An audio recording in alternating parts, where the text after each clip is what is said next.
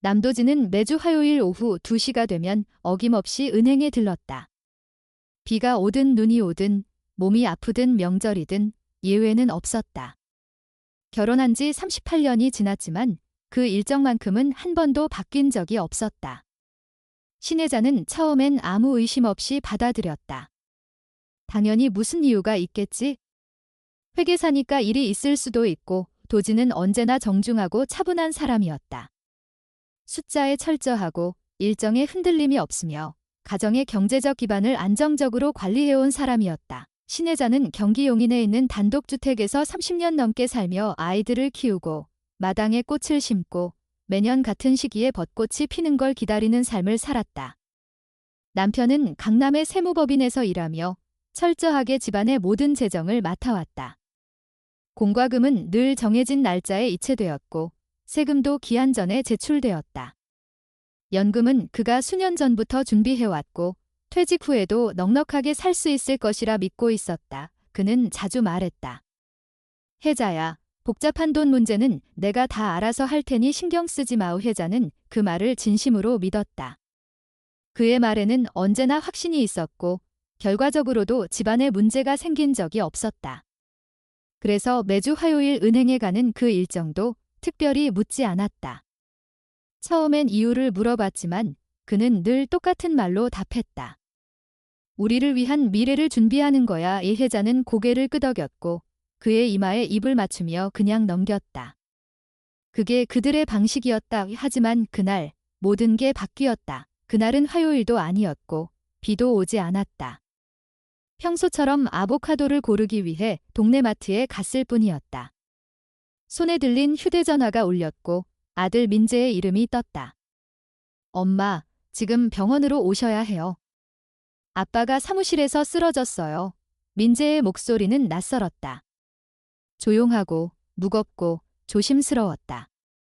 무언가 부서지기 쉬운 것을 안고 있는 사람의 말투 같았다. 병원에 도착했을 땐 이미 늦었다. 의사는 조용히 말했다. 심장마비였고 거의 즉사에 가까웠다고. 고통은 크지 않았을 거라고. 그의 성격답게 조용하고 깔끔한 마지막이었다고 했다. 장례식은 분당 서울추모공원에서 조용히 치러졌다. 많은 이들이 조문했다. 도진은 오랜 시간 회계사로 일하며 많은 고객들과 관계를 맺어왔고 동료들은 그를 존경했다. 혜자는 울지 않았다. 모두들 그녀가 충격에 빠져 있다고 생각했다. 슬픔이 아직 실감나지 않아서 그렇다고들 했다. 하지만 혜자가 느낀 감정은 그보다 더 복잡했다. 단순한 멍함이나 충격도 아니었고 분노도 아니었다. 이상하게도 아주 은근한 안도감이 섞여 있었다. 그 감정이 어디서 비롯된 건지 그녀 자신도 설명할 수 없었다. 무언가가 풀린 듯한 기분이었다. 숨이 편해졌다고 느낀 건 그날이 처음이었다. 왜 그런 감정을 느끼는 걸까? 혜자는 스스로에게 수차례 물었다. 슬퍼해야 하는 상황에서 이상하게도 숨을 쉬기 편해진 이 감정. 도진과의 삶에 불만은 없었다. 다정했고 책임감 있었고 항상 가족을 먼저 생각하는 사람이었다. 하지만 무언가 아주 작고 묘한 틈이 있었던 건 아닐까? 그녀는 그걸 알지 못했거나 애써 무시했을지도 모른다. 이틀 후 조용한 오후에 편지 한 통이 도착했다. 겉봉에는 발신인 이름도 주소도 없었다. 하얀 봉투에 인쇄된 글씨로 신혜자 귀하라고만 적혀 있었다. 이상하게도 손이 떨렸지만 그녀는 봉투를 열었다. 편지 내용은 낯설고도 낯익었다. 은행에서 보낸 공문이었다. 신혜자 님의 남편 남도진 님의 유고를 진심으로 애도합니다. 당행 규정에 따라 금고계약서 상해 공동 명의인으로서 신혜자 님께 해당 금고 847호에 대한 접속 권한이 있음을 알려드립니다. 해당 금고는 연말까지 사용료가 납부되어 있으며 방문하여 열람 일정을 예약해 주시기 바랍니다. 혜자는 멍하니 문장을 3번 읽었다. 남편이 금고를 38년을 함께 살며 단 한 번도 그런 이야기를 들은 적이 없었다. 이건 정말 처음이었다. 도진이 금고를 가지고 있었고 자신을 공동 명의자로 등록해 놓았다는 사실이 너무도 낯설게 다가왔다. 이건 단순한 금고가 아닐지도 모른다는 생각이 들었다. 그날 오후 혜자는 바로 은행에 전화를 걸었다. 통화 상대는 친절하고도 침착한 말투로 응대했다. 금고는 실제로 존재했고 명의도 분명 도진과 혜자의 공동이었다. 목요일 오전 10시로 방문 예약이 잡혔다. 그날 밤 혜자는 잠들지 못했다. 거실을 맴돌며 도진이 남긴 서류들을 열어봤지만 그 어떤 단서도 찾을 수 없었다. 모든 서류는 완벽하게 정돈되어 있었고 글씨는 변함없이 깔끔했다. 하지만 그 너무 정돈된 모습이 오히려 더 불편하게 느껴졌다. 마치 진짜 삶이 아닌 누군가가 꾸며놓은 무대 세트처럼 그녀는 몰랐다. 금고 안에 무엇이 기다리고 있을지? 단지 확실했던 것은 남편이 남긴 마지막 퍼즐 조각이 이제 그녀 앞에 놓여 있다는 것뿐이었다. 그리고 그것은 그녀가 알던 결혼 생활의 진실과는 전혀 다른 이야기를 품고 있을지도 모른다는 예감이었다. 목요일 아침, 하늘은 잿빛이었다. 신혜자는 평소보다 일찍 일어났다. 준비를 마친 뒤 혼자 집을 나섰다. 민재는 함께 가겠다고 했지만 그녀는 단호하게 거절했다. 금고 안에 무엇이 있든 그것을 가장 먼저 마주해야 할 사람은 자신이라고 믿었다. 5분당의 은행은 현대적인 외관을 지니고 있었고 그녀는 로비에서 매니저를 만났다. 담당자는 예의 바르게 인사하며 오래된 고객의 유족에게 깊은 위로를 전했다. 안내를 받아 지하 금고실로 내려갔고 847번 금고가 눈앞에 나타났다. 담당자와 함께 2개의 열쇠로 잠금 장치를 해제한 후 신혜자는 작은 방으로 들어갔다. 금고 상자는 예상보다 무거웠다. 테이블 위에 올려놓은 금속 상자를 한참 바라보다 그녀는 조심스럽게 뚜껑을 열었다. 첫 번째로 눈에 들어온 것은 얇은 회색 파일이었다. 겉표지에는 실제 투자 내역이라 적혀 있었다. 파일을 열자 수십 장의 문서가 정리되어 있었다. 그녀는 눈을 움직이며 한 페이지씩 넘겼다. 각종 주식 투자, 펀드, 비상장 기업, 부동산 지분, 전부 손실. 도진의 이름으로만 된 계좌, 실패한 투자, 손실금은 100만 단위에 육박했다. 대부분 그녀는 처음 보는 내용이었다.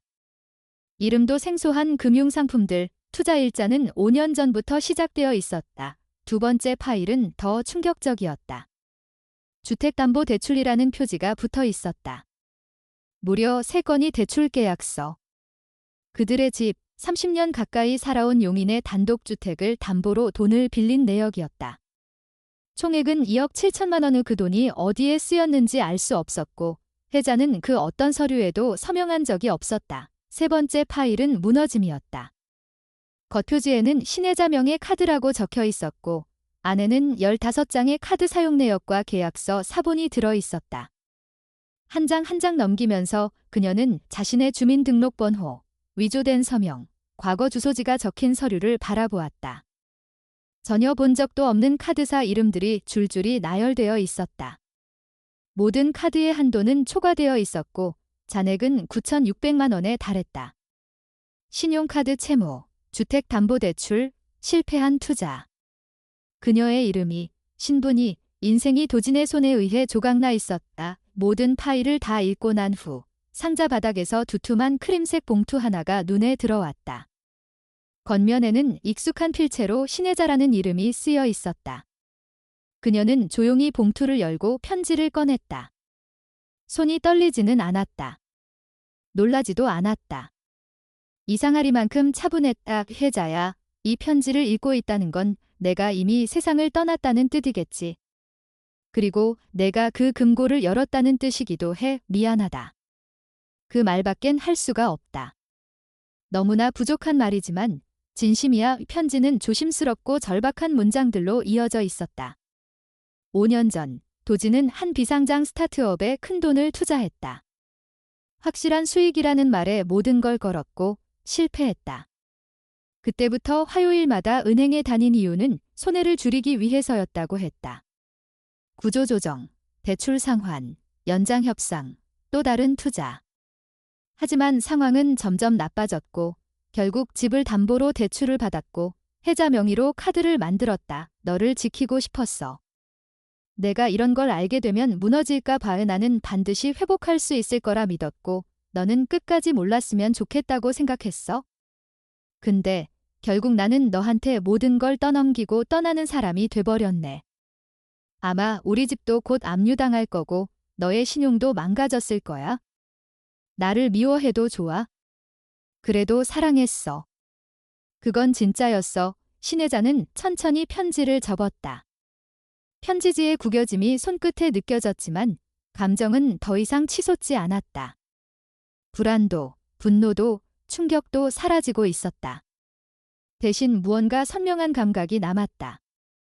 이제 내가 해야 할 일이 있다. 그녀는 파일들을 다시 상자에 넣고 조용히 문을 열었다. 담당자가 대기 중이었다. 괜찮으세요, 신혜자님. 그녀는 고개를 끄덕이지도 부정하지도 않았다. 단지 말했다. 이 서류들 전부 복사해 주시겠어요? 그리고 금융사기 전문 변호사를 추천해 주실 수 있을까요? 담당자는 놀란 듯했지만 곧 고개를 끄덕였다. 신혜자는 다시 차를 타고 집으로 향했다. 도착했을 때 민재의 차가 이미 주차되어 있었다. 그는 문 앞에 서서 기다리고 있었고 그녀를 보자 급히 다가왔다. 엄마, 또 다른 걸 찾았어요. 아버지의 보험 증서가 없어요. 그게 존재하지도 않았던 것 같아요. 신혜자는 조용히 가방을 내려놓았다. 알고 있었어. 민재는 놀랐다. 어떡해요? 그녀는 테이블 위에 복사해온 파일을 펼쳐놓았다. 이제 우리 이걸 가지고 무엇을 해야 할지 생각해보자. 민재는 아무 말 없이 앉아 자료를 훑어봤다. 표정은 점점 창백해지더니 결국 눈가가 붉어졌다. 엄마, 이건 정말 너무 심각해요. 연금도 없고 집도 위험하고 신용도 다 무너졌어요. 신혜자는 자리에 앉아 차분하게 말했다. 그래서 계획이 필요하지? 감정으로는 해결할 수 없어. 지금 필요한 건 방향이야. 은행에서 돌아온 날 밤, 신혜자는 변호사 소개서를 꺼냈다. 이름은 전소희, 분당에서 금융사기 전문으로 활동 중인 변호사였다. 다음 날 아침, 민재와 함께 약속된 사무실을 찾아갔다. 건물은 평범했고 사무실도 단정했다. 전 변호사는 그들의 상황을 조용히 들었다. 혜자는 금고 안의 서류들과 도진의 편지를 보여주며 모든 걸 설명했다. 말이 막힐 때는 민재가 대신 이어서 말했다. 전 변호사는 서류를 다 확인한 뒤 고개를 끄덕였다. 이건 단순한 채무 문제가 아니에요. 명예 도용, 문서 위조, 배우자 금융학대가 모두 포함된 사례입니다. 형사 고발도 가능합니다. 남편분은 사망했지만 피해자는 명백히 존재하고 손해도 구체적이니까요. 혜자는 조용히 앉아 있었다. 금융학대. 그 단어는 무겁게 들렸다. 그녀는 자신이 그런 피해자일 거라고 상상한 적이 없었다. 그저 남편을 믿었고 신뢰했다. 그런데 그 믿음이 지금의 상황을 만든 기반이 되었다는 현실이 믿기지 않았다. 우선은 신용카드사들과 채무 무효 협상을 진행해야 합니다. 그리고 주택담보대출 문제는 시간이 걸릴 겁니다. 최악의 경우 소송까지 가야 해요. 그 외에도 위조 서류 감정, 신용회복 신청 등도 병행해야 합니다. 민재는 전 변호사의 말을 꼼꼼히 적었다. 혜자는 무기력함 대신 분명한 방향이 생기고 있다는 것을 느꼈다. 그날 이후 집에는 매일같이 우편물이 도착했다. 카드사 통보서, 연체 안내장, 대출 연장 거절 통지. 그녀는 그 모든 걸 모아 파일에 정리했다. 며칠 후 딸 지은에게 전화를 걸었다. 혜자는 금고에서 발견한 일들을 설명하려 했지만 지은은 말을 자르며 말했다. 엄마, 그건 무슨 말도 안 되는 소리예요. 아빠가 그럴 리가 없잖아요. 그녀는 격앙되어 있었고 통화는 오래 가지 못했다. 혜자는 전화기를 내려놓은 채 멍하니 앉아 있었다. 지은은 아버지와 유난히 가까웠다. 대학 진학 상담도, 결혼 준비도 무엇이든 도진과 먼저 상의했던 아이였다. 그런 딸에게 도진의 이면을 이야기하는 건 곧 아버지의 전부를 부정하는 것처럼 느껴질 수도 있었다. 혜자는 지은이 받아들이지 못할 거라고 어렴풋이 예상했지만 실제로 겪고 나니 마음이 더 무거웠다. 그날 밤 민재가 자료를 정리하다가 조심스럽게 입을 열었다. 엄마, 사실 몇 년 전 아버지가 제게 투자 제안을 했어요. 스타트업에 들어가면 수익이 크다면서. 제가 모아둔 애들 대학 자금 전부를 넣으라고 했죠. 혜자는 숨을 멈췄다. 민재는 이어서 말했다. 전 거의 동의할 뻔했어요. 그런데 세울기가 말렸어요. 그렇게 확신이 있다면 왜 우리 돈이 필요하냐고 처음엔 말다툼도 했지만 결국 전 거절했죠. 혜자는 아무 말 없이 아들의 말을 들었다. 민재는 힘없이 웃었다. 아마 그때 이미 아버지는 벼랑 끝이었을 거예요. 제 돈으로 뭔가를 막으려고 했던 거죠. 혜자는 고개를 끄덕였다. 도진이 자신만을 속인 것이 아니라 가족 전체를 향해 무너져가고 있었음을 실감했다. 그가 감추었던 시간 동안 다른 가족 구성원도 조용히 영향받고 있었던 것이다. 며칠 후 카드사 두 곳에서 연락이 왔다. 혜자의 서명이 위조된 것으로 인정되어 채무를 소명 중단 처리하겠다는 통보였다. 금액은 작지 않았지만 이 작은 승리가 그녀에게는 크고 명확한 신호였다. 진실은 증명될 수 있다는 가능성이 현실이 되고 있었다. 하지만 지은은 여전히 연락이 없었다. 전 변호사는 담보대출 문제에 대해 법적 절차를 본격화하겠다고 했고 이에 따라 감정서, 지문 감식, 계좌 추적 등이 시작되었다. 담당 변호사는 말했다. 법적으로는 싸울 수 있어요. 시간이 걸리고 감정 소모도 크겠지만 근거는 충분합니다. 혜자는 여전히 지은이 마음을 닫고 있다는 사실이 마음에 걸렸다. 어떤 날은 편지를 써보려 하다가도 펜을 놓았다. 지은은 어쩌면 아버지가 두 얼굴을 가졌다는 사실보다 그걸 인정해야 하는 고통을 감당하지 못하고 있는지도 몰랐다. 민재는 그럴 때마다 말했다. 지은이는 언젠가 돌아올 거예요. 시간이 필요해요. 혜자는 대답하지 않았다. 대신 해야 할 일을 했다. 서류를 모으고 전화에 응하고 대출 내역을 다시 검토하고 전 변호사와 회의를 반복했다. 그녀는 점점 익숙해지고 있었다. 법률 용어에도 불쾌한 우편물에도 채무 통지에도 무뎌지고 있었다. 하지만 마음속 깊은 곳에서 계속 스스로에게 던지는 질문은 하나였다. 나는 38년 동안 어떻게 몰랐을까? 그 질문은 매일 밤 그녀를 괴롭혔다. 무지했는가? 방관했는가? 아니면 믿음이라는 이름 아래 모든 감각을 꺼두었는가? 도진은 성실한 가장이었고 헌신적인 남편이었다. 하지만 그 사람이 동시에 명의를 도용하고 가족을 속인 사람이었다는 사실은 여전히 믿기 힘들었다. 그러나 현실은 하나였다. 그는 죽었고 남겨진 것은 그녀였다. 문제를 풀어야 할 사람, 신용을 복원해야 할 사람, 모든 청구서를 직접 받아야 할 사람. 이제부터는 그녀였다. 본격적인 소송 준비가 시작되었다. 전소희 변호사는 채권자들과 접촉하며 위조 서명의 정황을 정리했고 신혜자의 주민등록번호와 주소가 사용된 카드사 서류를 모두 확보했다. 필적 감정은 이미 의뢰된 상태였고 전문가의 예비 감정 결과도 긍정적이었다. 민재는 엑셀 파일로 서류 일람표를 만들고 문서별 제출 일정을 구분해 붙여놓았다. 이 혜자는 매일 서류를 출력하고 확인 서명을 하며 본인이 서명한 적 없음이라는 확인서를 반복해서 작성했다. 변호사 사무실과 카드사, 신용회복위원회 사이를 오가며 점차 사건은 구체적인 진행 국면으로 접어들고 있었다. 그러던 어느 날 전화벨이 울렸다. 딸 지은이었다. 혜자는 잠시 숨을 고른 뒤 통화를 받았다. 그러나 통화는 오래가지 못했다. 지은은 여전히 믿지 못하겠다는 말만 되풀이했고 어머니가 아버지를 오해하고 있으며 슬픔이 판단을 흐리고 있다는 말도 덧붙였다. 엄마, 아빠가 그랬다고 믿을 수가 없어.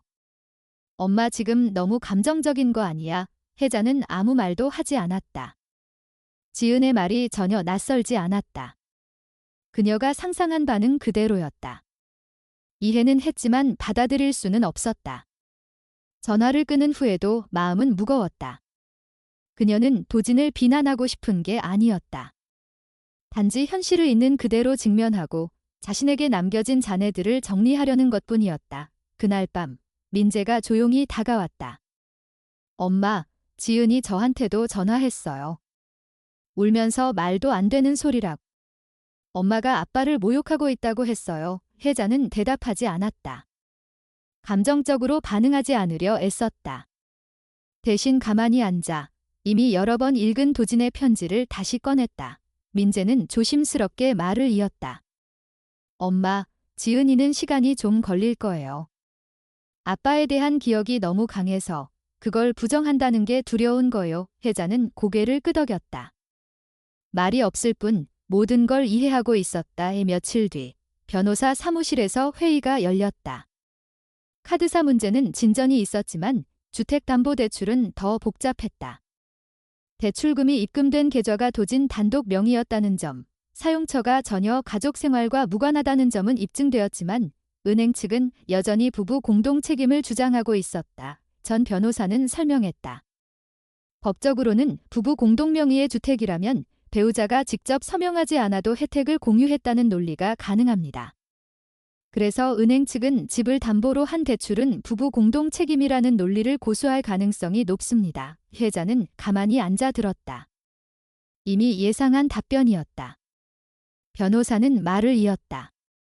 하지만 서명이 위조된 점, 자금이 개인 명의 계좌로 흘러간 점, 그리고 피해자의 명백한 인식 부재가 입증된다면 책임이 없다는 판결을 받을 가능성도 높습니다. 다만 이건 재판까지 가야 할 문제입니다. 소송 절차는 정식으로 접수되었고 첫 변론 기일은 11월 말로 정해졌다. 도진의 사망 후 정확히 6개월이 되는 시점이었다. 혜자는 그날까지의 시간을 계산하며 일정을 정리했다. 그녀는 손으로 달력의 날짜를 하나씩 그어가며 마음의 준비를 했다. 그 즈음 생활은 점점 빠듯해졌다.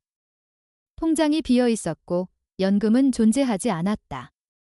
카드 해지는 되었지만 신용등급은 바닥이었고 연체 이력도 남아 있었다. 혜자는 조용히 일자리를 찾기 시작했다. 64세라는 나이는 다시 사회로 나가기엔 부담스러웠지만 그녀는 선택의 여지가 없었다. 경기도 안양에 있는 한 중고서점에서 면접을 봤다. 매장은 오래된 책 냄새가 풍기는 곳이었고 사장은 70대의 박연자라는 여성이었다. 혜자는 이력서를 제출하며 이유를 물었을 때 아무 변명도 하지 않았다. 남편이 사망한 뒤 그의 이름으로 신용이 망가졌고 집이 위기입니다. 살아야 해서 일자리가 필요해요. 박 사장은 잠시 침묵한 후 조용히 말했다. 언제부터 일하실 수 있죠? 그렇게 그녀의 새로운 일상이 시작되었다. 주 3일, 오전 10시부터 오후 4시까지 중고서점에서 일하며 혜자는 책장을 정리하고 방문객에게 책을 추천하고 먼지가 앉은 책들을 살펴보았다. 그녀에게는 그것이 일 이상의 의미를 지녔다. 세상과 다시 연결되는 감각, 무너졌던 자존감을 회복하는 작은 일들. 어느 날 박연자는 자신의 이야기를 꺼냈다. 30년 전 그녀 역시 이혼을 겪었다고 했다. 남편은 돈 문제는 없었지만 수많은 거짓말과 외도, 감정적 이중생활로 인해 결국 혼자 남겨졌다고. 그리고 그 시절 주변 사람들 모두가 그녀에게 말했다고 한다. 모든 부부가 그 정도 문제는 있어? 참아야지. 하지만 그녀는 말했다. 그 말을 하는 사람들 중 누구도 진짜 인내가 뭔지 몰라요. 시도조차 하지 않은 사람들이 참으라는 말을 너무 쉽게 해요. 그 말은 혜자의 가슴에 깊게 남았다. 지은의 반응도, 도진의 이중성도, 그리고 자신이 느꼈던 복잡한 감정도 모두 그 말 한마디로 설명되는 듯 했다. 그녀는 그날 밤 처음으로 박연자에게 고맙다고 말했다. 그 말은 아주 오랜만에 진심으로 나왔던 한마디였다. 재판 당일 분당지방법원 민사법정 2호실. 전소희 변호사는 일찍 도착해 서류를 정리하고 있었고 신혜자와 민재는 나란히 긴 의자에 앉아 조용히 순서를 기다렸다. 지은은 오지 않았다. 전날 밤 문자 한 통이 도착했을 뿐이었다. 엄마, 난 아빠 이름을 저렇게까지 끌어내리고 싶지 않아. 미안해. 혜자는 답장했다. 이해해. 사랑한다. 그 뒤로 추가 메시지는 없었다. 법정은 TV 속에서 보던 것과 달랐다. 공간은 작았고 공기는 무거웠다. 판사석에 앉은 하재성 부장판사는 간단한 인사 후 양측 입장을 들었다. 은행 측 변호사는 빠르고 논리적으로 말했다. 부부 공동명의의 주택이 담보로 사용됐으며 이는 법적으로 배우자의 묵시적 동의를 포함한다고 주장했다. 도진의 사망으로 인해 서명 여부는 검증이 어렵고 해자 역시 해당 대출로 생활 기반을 유지해왔다고 말했다. 전소희 변호사는 조용하고 단단한 목소리로 반론을 시작했다. 위조된 서명, 필적 감정 결과, 자금 흐름, 단독 계좌 입금 내역, 피해자의 진술. 모든 것이 정리되어 있었다.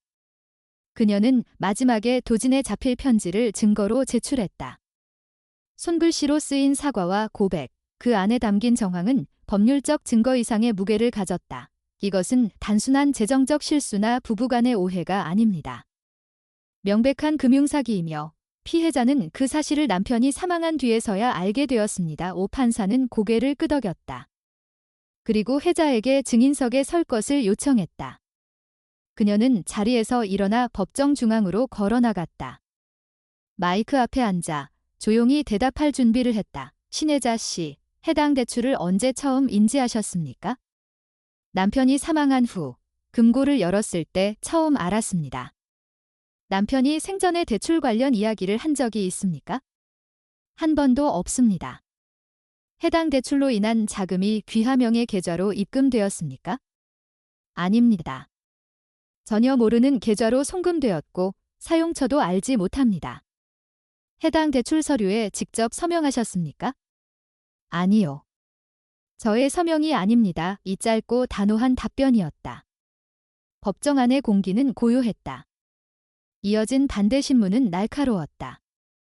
은행 측 변호사는 해자가 남편에게 재정 권한을 일임해왔음을 근거로 묵시적 동의 가능성을 강조했다. 38년간 재정 관리를 모두 남편에게 맡기셨죠. 네, 믿었으니까요. 그렇다면 이러한 결과는 어느 정도 예측 가능했다고 볼 수 있지 않습니까? 믿음은 동의가 아닙니다. 신뢰는 범죄에 대한 면허가 아닙니다. 남편과 38년을 살며 전혀 의심하지 않으셨습니까?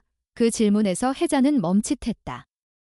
그것은 지난 6개월간 수없이 스스로에게 던졌던 질문이었다. 그녀는 마이크를 바라보며 천천히 말했다. 의심하지 않았습니다. 그는 회계사였고 질서정연한 사람이었고 성실했습니다. 저는 그 모든 것을 진실이라고 믿었습니다. 사랑이란 그런 거라고 배웠으니까요. 물어보지 않는 것이 신뢰고 참견하지 않는 것이 존중이라고 생각했습니다. 하지만 그 믿음이 저를 가장 깊은 상처로 이끌었습니다. 법정은 조용했다. 판사는 정회를 선언했다. 변호사들은 스마트폰을 확인했고 민재는 복도에서 불안하게 서성거렸다. 해자는 나무 의자에 가만히 앉아 있었다. 그녀의 머릿속에는 지은의 얼굴이 떠올랐다. 그 아이가 처음 자전거를 배웠을 때, 수학시험에서 울며 들어왔을 때, 결혼식 날 아버지 팔짱을 끼고 걸어가던 뒷모습, 그 기억은 변하지 않았다. 하지만 이제는 그 뒤에 가려졌던 또 다른 얼굴도 함께 보였다. 해자는 그 모든 장면을 동시에 떠올리며 앉아 있었다. 후회도 원망도 아닌 오직 사실만을 바라보는 감정이 그녀 안에 자리를 잡고 있었다. 재개된 법정에서 판사는 결론을 읽어내려갔다. 모든 서류, 증언, 감정 결과, 자필 편지 등 전반적인 증거를 검토한 결과 명백한 사기 행위가 있었고 신혜자는 해당 대출에 대해 사전 인지나 동의가 없었음이 인정된다고 밝혔다. 이에 따라 해당 주택담보대출은 무효로 판단되며 채권자의 저당권은 소멸됩니다. 우순간 민재가 손을 잡았다. 전소희 변호사는 조용히 고개를 끄덕였다. 해자는 숨을 내쉬었다. 6개월 동안 조여오던 무언가가 풀리는 느낌이었다. 그러나 법정을 나서며 그녀는 승리를 느끼지 못했다. 무거운 뭔가가 여전히 남아 있었다. 무엇을 얻었는지보다는 무엇을 잃었는지가 더 명확한 날이었다. 집은 지켰고 이름도 지켰지만 남편과의 결혼 생활은 더 이상 존재하지 않았다. 딸은 아직 그 진실을 받아들이지 못했고 그 거리감은 여전히 날카로웠다. 그날 밤 지은에게서 전화가 왔다. 망설이다가 전화를 받았다. 지은의 목소리는 울먹였다. 엄마, 오늘 재판 끝나고 은행 갔어요. 아빠 서류 직접 확인하려고. 혜자는 가만히 기다렸다. 엄마가 맞았어요. 전부 있었어요. 그리고 아빠 명의로 제 이름으로 된 카드가 하나 있었어요. 사용도 안 했는데 2,300만 원이 넘는 채무가. 지은의 목소리는 점점 작아졌다. 엄마, 미안해요. 정말 미안해요. 혜자는 아무 말도 하지 않았다.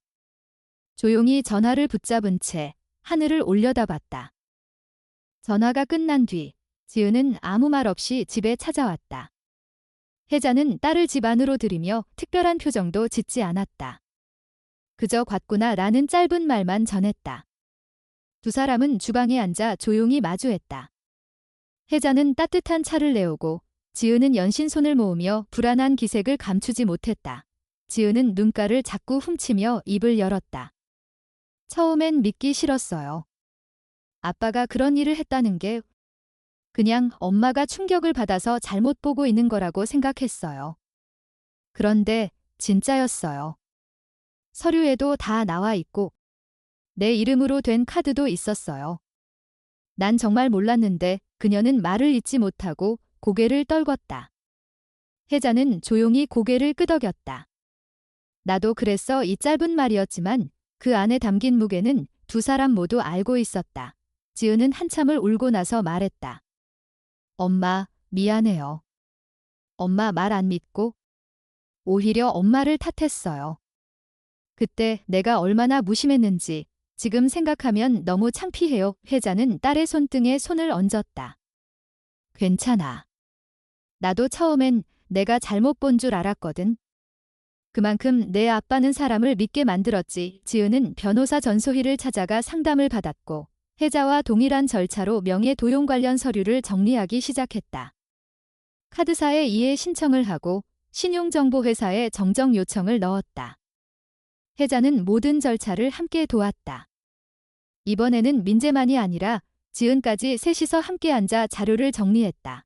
가족 셋은 오랜만에 하나의 테이블에 모여 앉았다. 과거에는 식사나 명절에나 가능했던 일이 이제는 신용회복을 위한 일상으로 이어지고 있었다. 민재는 지은이 가져온 서류를 정리했고 혜자는 필요한 순서대로 분류하며 설명을 덧붙였다. 지은은 조용히 고개를 끄덕이며 형제에게 고맙다고 말했다. 어느 날 민재는 갑자기 말했다. 우리 셋이 이걸 하고 있다는 게 이상하게 위안이 돼요. 누군가는 도망갔는데 우리는 남아서 다시 세우고 있네요. 혜자는 그 말에 대답하지 않았다. 하지만 마음속 어딘가에서 울림이 퍼졌다. 무너졌던 건 단순한 재정만이 아니라 신뢰였고 관계였으며 지난 세월의 의미였다. 그리고 그것을 다시 쌓는 일이 생각보다 값진 일이라는 걸 이제야 깨닫고 있었다. 혜자는 서점 일도 계속하고 있었다. 박연자 사장과의 관계도 깊어졌고 점점 더 많은 손님들과 대화를 나누며 하루를 보냈다. 그러던 어느 날 젊은 여성이 책을 찾다 말고 조심스럽게 말을 걸어왔다. 혹시 부부 사이의 재정 문제에 대해 다룬 책이 있을까요? 혜자는 선반에서 몇 권을 꺼내주며 말했다. 저도 관련 경험이 있어요. 혹시 이야기 나누고 싶으시면 괜찮아요. 그 여성은 망설이다가 조용히 고개를 끄덕였고 두 사람은 창가 쪽 테이블에 앉았다. 그녀의 이야기는 달랐지만 구조는 비슷했다. 남편이 모든 계좌를 관리하고 있었고 재정에 대한 접근은 제한적이었다. 처음엔 보호받는 기분이었지만 점점 통제가 되고 있다는 느낌이 들었다고 했다. 혜자는 차분히 듣고 조언보다는 공감을 나눴다. 처음엔 이상하다고 느끼지 못해요.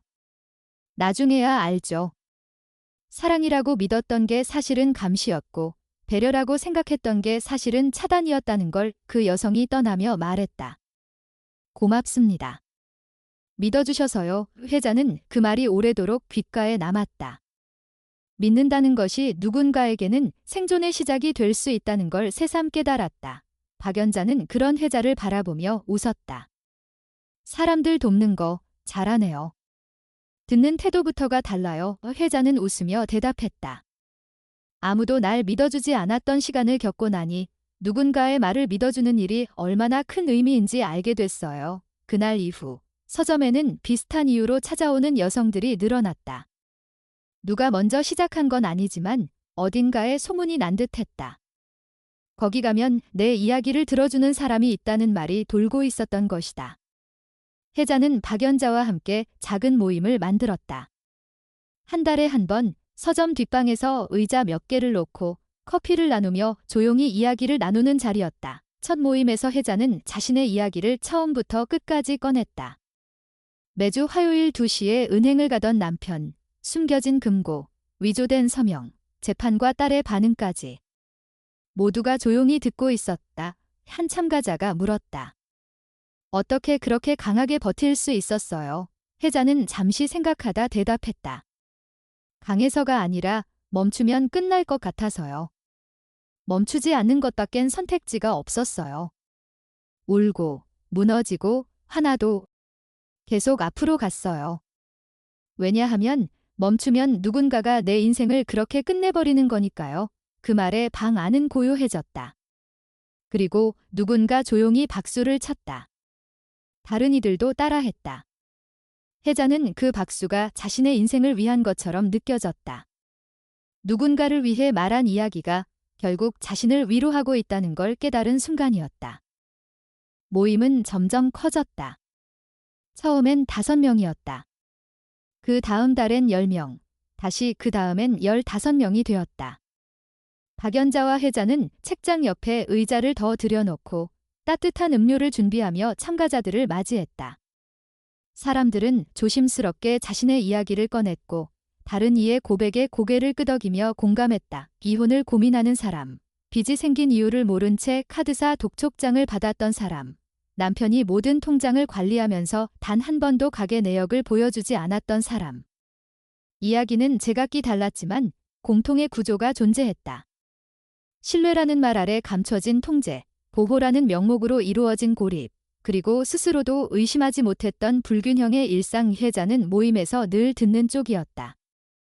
질문을 던지지도 않았고 조언도 하지 않았다. 그저 고개를 끄덕이고 필요할 때 필요한 정보를 정리해서 건넸다. 어느 날 한 참가자가 혜자에게 물었다. 선생님은 지금 행복하세요? 혜자는 잠시 생각하다가 조용히 대답했다. 행복이라고 말하긴 어려워요. 그런데 내가 누구인지 분명히 알고 있다는 느낌은 들어요. 그게 지금의 저에겐 중요해요. 모임이 끝나고 박연자와 마주 앉아 종이컵에 와인을 따라 마셨다. 박연자는 웃으며 말했다. 이제 그냥 서점 운영하는 게 아니라 사람 인생 도와주는 일이 됐네. 혜자 씨가 이 모임을 만든 거예요. 혜자는 고개를 저었다. 시작은 연자 씨가 했죠. 저는 그냥 따라왔을 뿐이에요. 박연자는 컵을 들어 보이며 말했다. 살아남은 사람은 살아남았다는 사실만으로도 누군가에게 힘이 돼요. 그게 당신이 지금 하고 있는 일이에요. 그 말은 혜자의 가슴 어딘가 깊은 곳에 닿았다. 그녀는 오랜 시간 도진이 남긴 공백을 메우려 애썼다. 하지만 이제는 그 공백을 없애려 하기보다 그 자리에서 자라나는 다른 무언가를 바라보고 있었다. 그것이 분노든 회복이든 또는 책임이든.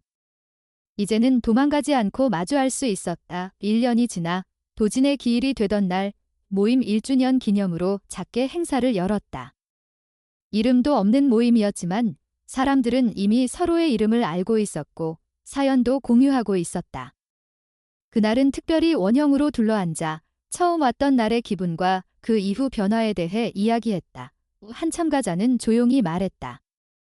처음엔 내가 이상한 사람인 줄 알았어요. 남편이 돈 관리를 하는 게 당연한 줄 알았고 내가 그걸 불편해하는 게 나의 문제인 줄 알았어요. 그런데 여기 와서 처음으로 내 감각이 맞았구나 싶었어요. 또 다른 참가자는 덧붙였다. 가족이 아무도 안 믿어줘서 더 힘들었어요. 경찰도, 카드사도, 심지어 언니도 그냥 차고겠지라고 했는데 여기선 단 한 번도 그럴 리가라는 말을 듣지 않았어요. 그게 저한텐 처음이었어요. 혜자는 그들의 말을 조용히 들었다. 그리고 자신의 차례가 되었을 때 처음으로 지난 1년의 이야기를 정리해보았다. 남편이 죽고 저는 제 삶이 끝났다고 생각했어요. 그 사람과 함께 했던 시간도, 함께 계획했던 미래도 모두 사라졌다고 느꼈어요. 그런데 조금씩 알게 됐어요. 그 사람의 선택이 내 인생 전부는 아니라는 걸, 그 사람이 나에게 남긴 것이 전부는 아니라는 걸. 사람들이 고개를 끄덕였다. 혜자는 말을 이었다. 그 사람이 한 일은 명백히 잘못됐어요. 도덕적으로도, 법적으로도. 그리고 나는 그 결과를 감당해야 했어요. 하지만 내가 그 다음에 어떻게 했는지는 나의 몫이었어요. 나는 멈추지 않았어요. 울었고, 무너졌고, 후회도 많이 했지만 끝까지 멈추지 않았어요. 그리고 여기까지 왔어요. 그날 모임이 끝난 후 한 젊은 여성이 다가왔다. 눈가가 붉었던 그녀는 조용히 말했다. 남편이 전부 관리하거든요. 저는 통장 비밀번호도 모르고 신용카드도 없어요. 남편이 저한텐 숫자 감각이 없다고 해서 그냥 믿고 있었는데 요즘 뭔가 이상해요. 말은 안 되는데 마음 한구석이 자꾸 불안해요. 혜자는 조용히 그녀의 손을 잡았다. 그 불안 절대 무시하지 마세요. 그건 이유 없이 생기는 감정이 아니에요. 여성은 눈물을 흘리며 말했다. 혹시 제가 잘못 생각하고 있는 걸까요? 오해일지도 모르는데 오해여도 괜찮아요. 오해면 잠깐 창피하면 되지만 진짜일 경우엔 너무 늦을 수 있어요. 확인하세요. 반드시 그녀는 고개를 끄덕였다. 그리고 그 다음 달 다시 모임에 나타났다. 손에 두꺼운 서류 뭉치를 들고 있었고 눈빛은 달라져 있었다. 남편은 공용계좌에서 수천만 원을 인출해 암호화폐에 투자하고 있었고 투자 손실로 인해 빚까지 생긴 상황이었다. 그녀는 이혼 절차를 시작했고 신용 회복을 위해 변호사 상담까지 진행하고 있었다. 그녀는 혜자에게 말했다. 겁나요. 그런데 자유로운 느낌도 있어요. 혜자는 조용히 웃었다. 나도 그랬어요. 자유는 두려움과 함께 오기도 해요. 그날 밤 혜자는 책장 옆에 앉아 조용히 도진의 편지를 다시 펼쳐보았다. 그가 남긴 마지막 문장, 사랑은 진심이었어. 그 말이 이제는 다르게 들렸다. 그 사랑이 진심이었어도 결과는 그녀에게 파괴였다. 하지만 이제 그녀는 알았다. 진심이었다는 이유로 모든 결과가 용서될 수는 없다는 것을. 그리고 그 진실을 인정하면서도 여전히 삶은 계속된다는 것을. 에밀리의 신용 문제는 몇 달 후에 해결되었다. 전소희 변호사의 도움으로 카드사와의 협상이 원만히 마무리되었고 신용정보는 정정되었다. 손상된 신뢰는 쉽게 회복되지 않았지만 법적인 흔적은 지워졌다.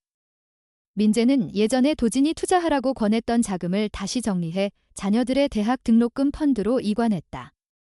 그는 그 돈을 더는 누군가의 실수가 아닌 내가 지켜낸 미래로 생각하고 싶다고 말했다. 혜자는 여전히 서점에서 일하고 있었다. 새 책이 들어오면 목록을 정리하고 손님들에게 책을 추천해주며 하루하루를 채웠다. 여성 모임도 계속되었다. 첫 해보다 더 많은 이들이 찾아왔고 더 다양한 이야기가 오갔다. 누군가는 이혼을 진행 중이었고 누군가는 아직 시작도 못한 채 매달리고 있었다. 그러나 모두가 공통적으로 말하는 건 있었다. 여기 오기 전까지는 나 혼자인 줄 알았다는 것. 어느 날 한 참가자가 조심스럽게 혜자에게 물었다. 선생님은 이제 괜찮으세요? 혜자는 그 질문에 잠시 생각한 뒤 고개를 끄덕였다. 완전히 괜찮진 않아요. 하지만 이제는 두렵지 않아요. 진실을 말해도 괜찮다고 느껴요. 누군가를 잃었다고 생각했지만 사실은 나 자신을 되찾고 있었던 거였어요. 그 말에 모두 조용히 고개를 끄덕였다. 혜자의 이야기는 누군가의 과거가 아니라 여전히 계속되는 현재였다. 1년이 지난 어느 봄날 혜자는 조용히 은행을 찾았다. 예전처럼 화요일 오후 2시는 아니었다. 그리고 방문한 은행도 남도진이 평생 드나들던 그 은행이 아니었다. 처음 가보는 새로운 지점, 낯선 창구, 낯선 직원 무엇을 도와드릴까요? 혜자는 조용히 말했다. 통장을 만들고 싶어요. 제 이름으로요. 창구 직원은 이름을 확인한 뒤 서류를 정리하기 시작했다. 혜자는 자신의 신분증을 내밀며 덧붙였다. 성도 바꾸고 싶습니다. 남편 성이 아니라 제 원래 이름으로요. 직원은 고개를 끄덕이며 말했다. 신혜자님, 변경 도와드릴게요. 새로운 계좌는 신혜자 명의로 등록됩니다. 그 순간 혜자는 짧은 숨을 내쉬었다. 38년 동안 남도진의 아내로 살았다. 좋았던 순간도 많았지만 그 이름 속에서 자신을 지운 시간도 있었다. 이제는 자신이 선택한 이름으로 다시 삶을 시작하려는 것이었다. 서류 작성을 마치고 작은 통장을 손에 쥐었을 때 그녀는 느꼈다. 이것은 단지 돈을 맡기는 계좌가 아니었다. 그 통장은 자신의 시간, 신뢰, 상처, 그리고 새롭게 쌓을 모든 것의 시작이었다. 예전엔 남편이 열었던 금고가 삶의 요약이었다면 지금 그녀 손에 들린 통장은 다시 시작하는 인생의 서문이었다. 은행을 나와 천천히 걸었다. 예전 같으면 도진과 나눴던 대화를 떠올렸을 것이다. 하지만 지금은 떠오르지 않았다. 대신 박연자와 나눈 이야기, 모임에서 들은 말들, 지은과 민재가 보여준 연대, 그리고 무엇보다도 자신이 자신에게 했던 다짐이 떠올랐다. 이혜자는 하늘을 올려다보았다. 그리움은 여전히 남아있었고 완전한 이해는 오지 않았지만 더 이상 그 무게에 짓눌리지 않았다. 도진이 남긴 고백은 진심이었을지도 모른다. 하지만 그 진심이 상처를 없애주진 않았다. 오히려 그 진심마저 직면해야만 비로소 회복이 시작된다는 걸 이제는 알고 있었다. 집으로 돌아온 혜자는 서점에서 챙겨온 서류 몇 장을 책상 위에 정리했다. 한쪽엔 모임 운영 계획이, 다른 쪽엔 지역복지관과의 연계 요청서가 놓여 있었다. 누군가의 아픔을 조금이라도 덜어줄 수 있다면 그것만으로도 의미가 있다고 믿었다. 그날 밤 지은에게 전화가 왔다. 통화는 길지 않았지만 담담하고 따뜻했다. 엄마, 나도 모임 도와볼까? 혜자는 웃으며 대답했다. 그럼 좋지. 내가 오면 다들 더 용기 낼 거야. 혜자는 전화를 끊고 차를 한 잔 내렸다. 따뜻한 김이 올라오는 찻잔을 바라보며 생각했다. 사람은 완전히 무너지지 않는다. 부서지고 흩어질 수는 있어도 그 조각들을 다시 모아 새로운 형태로 이어붙일 수 있다. 다만 그 과정에서 가장 필요한 것은 자신이 여전히 존재할 가치가 있다는 믿음이었다. 신혜자는 그 믿음을 다시 세웠다. 그리고 그것은 그 어떤 위장된 사랑보다도 그 어떤 계획된 미래보다도 더 단단하고 확실한 것이었다. 누군가 그녀의 이야기를 듣는다면 꼭 기억해 주었으면 했다. 사랑은 맹목이 아니라 동등함이고 투명함이며 서로를 바라볼 수 있는 용기라는 것을. 그리고 만약 그 사랑이 배신으로 끝났을지라도 그 끝이 곧 내 인생의 끝은 아니라는 것을 당신이 이 글을 읽고 있다면, 어딘가 마음속에서 설명할 수 없는 이상함을 느끼고 있다면 멈추지 말고 들여다보기를 바란다. 질문을 던지고 문서를 확인하고 자신의 감각을 신뢰하기를. 누군가 당신을 지우려고 했다면 그것이 실패로 끝났다는 증거는 바로 지금 이 순간 당신이 여전히 존재하고 있다는 사실이다. 그러니 다시 시작하면 된다. 당신답게, 당신의 이름으로, 당신의 삶을, 그리고 분명하게, 조용히, 강하게. 진심으로 감사드립니다.